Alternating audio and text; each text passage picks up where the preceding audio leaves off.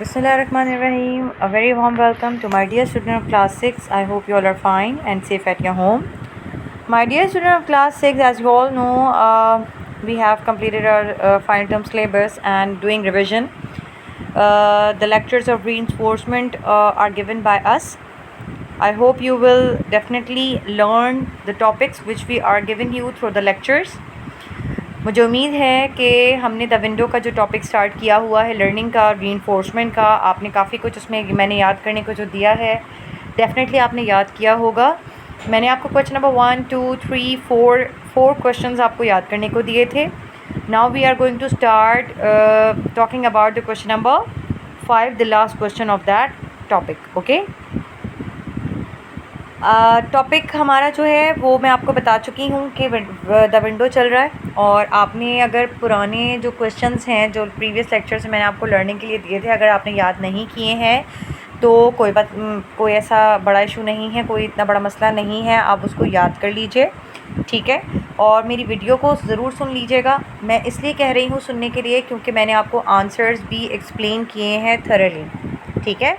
तो उससे होगा ये कि आप जब याद करने बैठेंगे, एक बार से पहले मेरा लेक्चर सुन लीजिए, क्वेश्चन नंबर 1, 2 को जैसे मैंने एक्सप्लेन किया, फिर 3 और 4 को एक्सप्लेन किया। After that the learning will be easy. आपको उसके बाद लर्निंग जो है करना बहुत ज़्यादा आसान हो जाएगी। आप टॉपिक को सिर्फ पढ़ेंगे, क्वेश्चन नंबर 1 को जैसे रीड किया, आंसर को आपने पढ़ा, उसको आप फिर जल्दी अंडरस्टैंड कर पाएंगे और याद कर पाएंगे, ठीक है। आफ्टर द लर्निंग फिर आपने करना क्या है, you just have to write down the answer with the question. फिर आप उसका सवाल और उसका जवाब उतारिएगा, जिससे आपको बहुत हेल्प होगी और आपको डेफिनेटली बहुत ज़्यादा फ़ायदा पहुंचेगा, आप उसको जल्दी याद कर सकेंगे। Now we are talking about the last question. अब हम लास्ट क्वेश्चन की बात कर रहे थे, तो मैं वो रीड करके बता देती हूँ। आंसर मैं रीड नहीं करूँगी because it was the writing answer, जो कि आपको खुद अटैम्प्ट करना था, जो हमने क्लास में जो है म्यूचुअली आंसर अटैम्प्ट किया था, तो वो आप खुद अच्छे तरीके से पढ़ेंगे, ठीक है। हमारा क्वेश्चन क्या है, right about the most interesting email that you have ever received. यानी कि आपने कोई ऐसी ईमेल बतानी है जो कि आपने रिसीव की हो ज़िंदगी में, बड़ी इंटरेस्टिंग हो, तो उस ईमेल का जिक्र आपने इस आंसर में करना है, ठीक है, जो कि मैंने आपको कॉपी पर डेफिनेटली लिखवाया हुआ है। आपने उसको अच्छे तरीके से लर्न करना है, पढ़ना है। ओके माय डियर स्टूडेंट, इसके बाद आपने करना क्या है बच्चों कि मैंने आपको एक्सरसाइज करवाई थी, exercise number B, as you can see the picture are coming on the screen as well. उसमें हमने क्या किया था, हमने जो है रेफरेंस टू द कॉन्टेक्स्ट की जगह ये थोड़ी सी इंटरेस्टिंग डायलॉग राइटिंग की थी।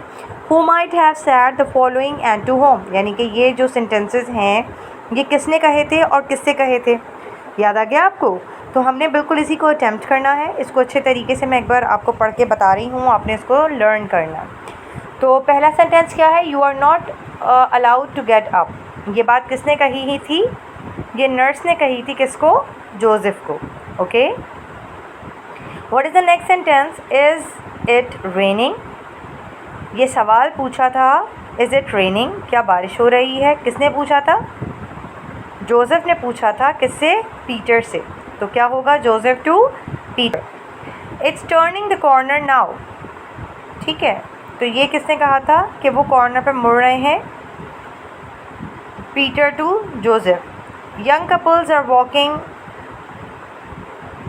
इन द गार्डन, ये बात किसने कही थी, पीटर ने कही थी, किसको, जोसेफ को कही थी। तो क्या होगा, Peter to Joseph. He is feeling much better, can I move him, ये बात किसने कही, डॉक्टर ने कही है, नर्स ने कही है, किसको, डॉक्टर को। तो आंसर होगा nurse to doctor. I never guessed he could not see, मैं कभी अंदाज़ा नहीं लगा सका कि वो नहीं देख सकता, ये बात किसने कही थी, जोसेफ ने कही थी, किसको, नर्स को। तो आंसर होगा जोसेफ टू पीटर।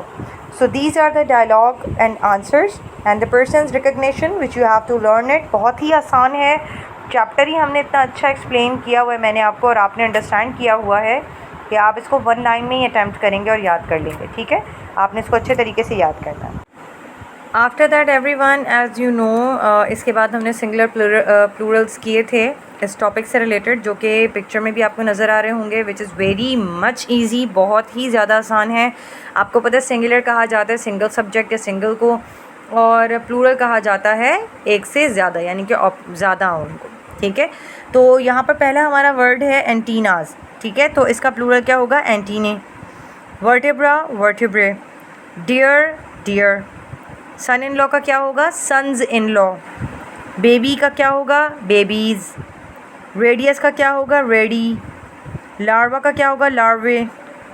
कार्गो का क्या होगा? कार्गोज़। सीज़र का क्या होगा? सीज़र्स।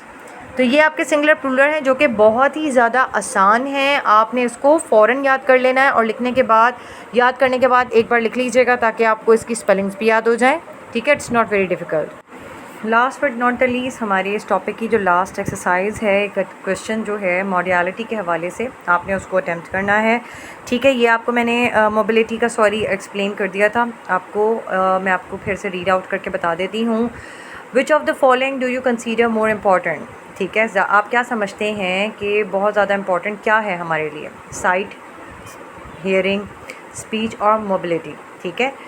देखना ज़रूरी है, सुनना ज़रूरी है, बोलना ज़रूरी है, या इंसानियत ज़रूरी है? तो डेफिनेटली आपका आंसर क्या था? Mobility is more important.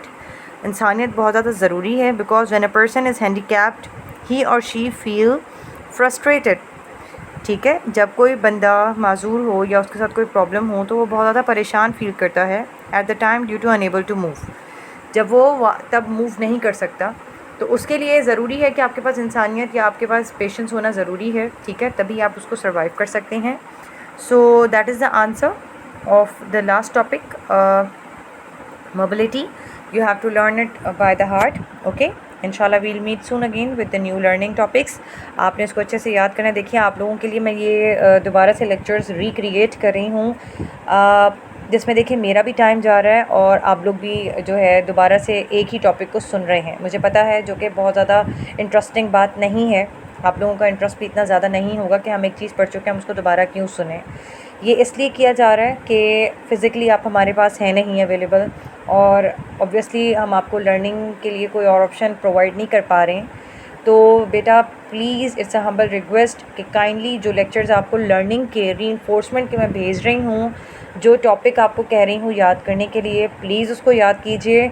ये आप लोगों के लिए है, आप लोगों के लिए हम एफ़र्ट्स कर रहे हैं ताकि आप लोग इसको लर्न कर लें, ठीक है। आप लोगों को सिर्फ जो है बेनिफिट पहुँचे, क्योंकि फ़ाइनल टर्म एग्ज़ामिनेशन आपको पता है कभी भी अनाउंस हो जाएंगे, और अब उस वक्त हमारे पास टाइम हो या ना हो लर्निंग का, आप लोग जो है प्रिपेयर होने चाहिए, ठीक है। And by this time you will be prepared for the final exams. Thank you for listening or watching the video. Take care. Allah Hafiz.